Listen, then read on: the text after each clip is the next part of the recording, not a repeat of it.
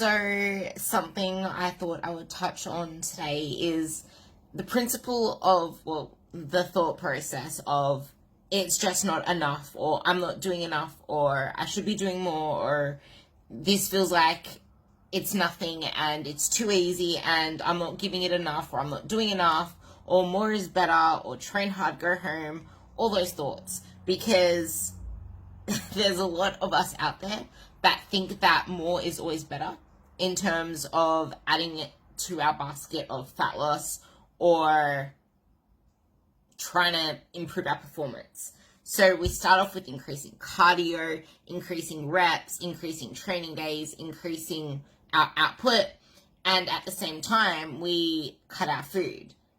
Then what? Then we start adding in stuff like random CrossFit shit, more weights, more cardio, more high interval training, maybe even fasted cardio, because that's what Karen said to do. Or, but Susie said that you should add fat burners. Or, but Tom, Dick, and Harry all said that I need to reduce my carbs. And other unicorn shit. Honestly, like, it's this trend of the next best thing. I call it the shiny object syndrome, where we just find things that look like, oh, that's the next best thing. It's a hack. I can get there faster. I don't have to put in hard work. But if you, like, it's almost like you're wanting to avoid the process to just get the result. But if you don't enjoy the process, how the fuck are you meant to keep the result? You need to be results orientated. I mean, you need to be process orientated, not results orientated. Be process orientated, not product orientated. Because if you can actually enjoy the process, enjoy the route there, develop a routine that works for you, then it's something that just becomes part of you and you will stay lean for life. You will maintain your results for life. And that's what we all want, because everything works until it doesn't. Anyone can lose weight if their bodies are healthy to start with. Because if you start off in like after going through crazy yo-yo dieting, or you've been a chronic dieter for years and then you try to lose weight, that's a totally different ballgame. But if you're starting off relatively overweight, you've been overeating for ages, you've been sedentary, and then all of a sudden you pay attention to what you're eating, you can even pick any fad you want. You've never dieted before, so your body doesn't sense danger. But if you've been doing it for ages, if you've been on and off the wagon, going to Mr. Unicorn or Mrs. Insta-Twat, then you're gonna find it really hard to even start seeing results at the beginning. So sometimes you need to actually take a few steps back in order to get progress. Like I say it to a lot of my girls a lot of the time, the main focus in the beginning is actually to increase their food intake, to establish a higher maintenance, and to really amp up their aerobic capacity, their aerobic fitness. Because the more aerobically fit that you are, the better it is to improve performance in the long run, to improve all your, like, when you're healthy, when your health markers are good, when all your systems are starting to turn on again because your body is able to actually use oxygen to get the mitochondria, aka the energy burning, the carb burning, fat burning cells, well, they're the masters of cells, to actually start functioning. And a lot of girls come to me without their periods. But if you can actually get all of that stuff to turn on again, your body is going to use energy a lot more efficiently, and you aren't going to be chugging your car up a steep hill. You're going to be plugging along pretty fine. So that's something to keep in mind, because you can drop your carbs, you can add in fat burners, all this unicorn shit, and just keep adding and adding more and dropping more, because it works if you're healthy. But everything works until it doesn't. And that's where the non-healthy part comes in, where you start to, where all that other stuff happens. So then what? What's going through your mind? You're probably lost. You're feeling like you're never going to win this. You're feeling let down. You're not going to put in your faith into another product. You're scared to trial a coach. You're scared to trial a new program. You're scared to try all these things because everything you try doesn't work, or you tried this, you tried that, and you got back to something. And then I get the people that say, oh, I tried this and it worked, I lost weight. I'm like, okay, cool, so why are you back to where you are now? Obviously it didn't work, or it worked when you were in that part of your life, but now you have kids and blah, blah, blah, blah, blah. Or you have more life expectations. Just like when I got crazy shredded lean, like my business wasn't so high a priority back then as it is now. Because now it's my number one priority aside from me getting my training in. Because I always say we should make ourselves our first priority. Me getting my training in the morning is the first priority. Then it's my business, and then it's everything else. You need to make yourself number one. Always. But in a sustainable way.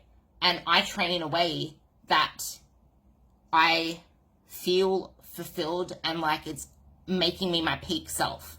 Because when I am my peak self and when I'm walking the talk, then I can be my peak self for my business.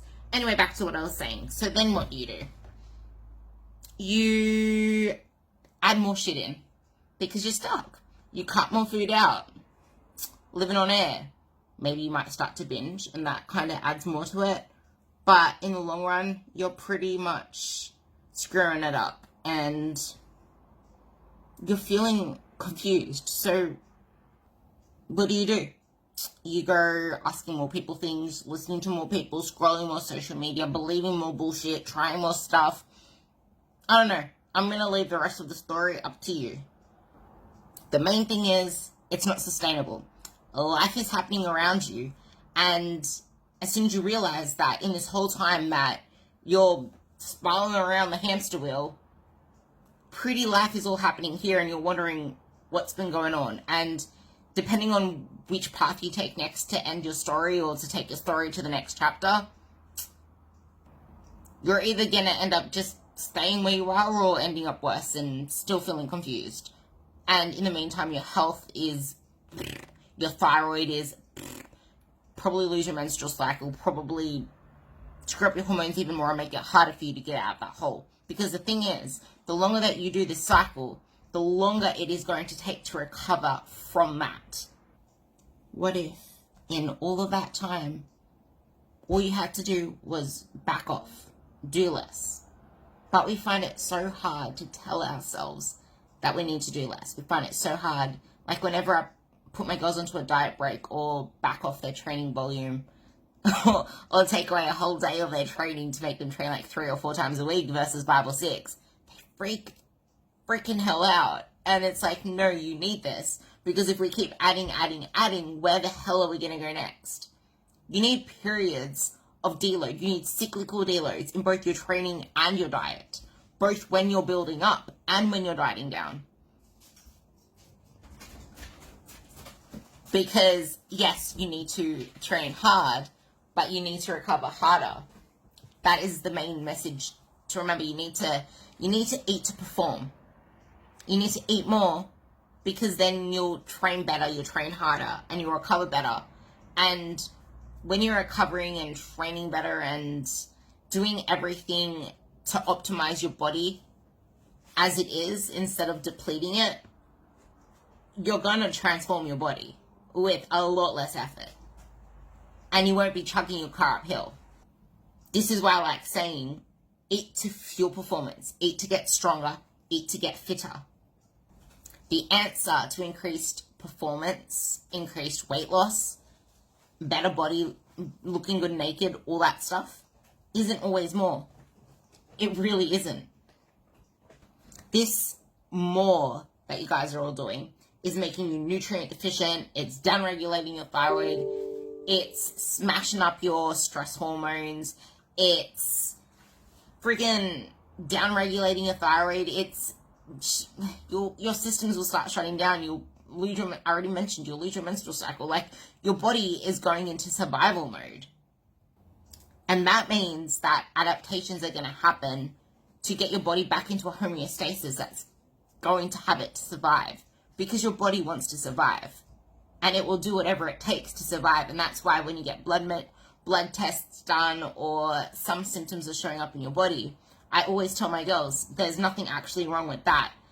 It's something else. That's just showing itself as a symptom because your body's doing so-and-so to protect you. but it's something else. And a lot of the time the answer is making sure that you're feeding your body right, making sure that you're resting more, making sure that you're moving right for your body, making sure that your body isn't in a chronic state of, like, even having really poor posture is a state of stress because your body isn't moving how it's supposed to be moving. So